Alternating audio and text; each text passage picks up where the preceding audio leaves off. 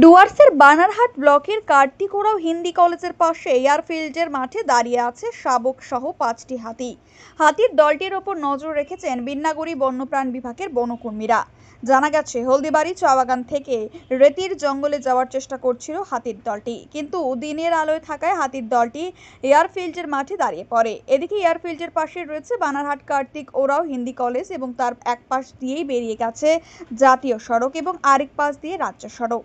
সেখান থেকে অনেকে হাতির দেখার জন্য ভিড় করেছেন। একদিকে খবর পেয়ে ঘটনাস্থলে পৌঁছেছে বিন্নাগুড়ি বন্যপ্রাণ বিভাগের কর্মীরা।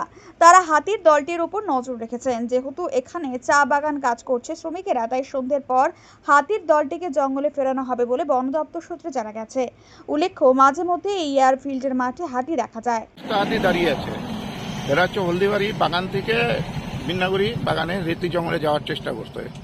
এবার হচ্ছে দিনের বেলা এদেরকে ড্রাইভ করা যাবে না, কারণ হচ্ছে বাগানে শ্রমিকরা কাজ করছে। এদেরকে সারাদিন পাহারা দিয়ে রাখতে হবে, সন্ধ্যার পরে এদেরকে মুভমেন্ট করানো হবে। শাবক আছে কি দলের সাথে? হ্যাঁ, শাবক আছে। এটি কোথায় আছে এখন বর্তমানে? বর্তমানে এয়ারফিল্ডে আছে, এই হিন্দি কলেজের পাশের জঙ্গলে। হ্যাঁ। এগুলো কি আপনারা সারাদিন নজরদারি চালাবেন? সারাদিন নজরদারি চালানো হবে। আপনার নাম পরিচয় স্যার? আমার নাম শম্ভু রায়।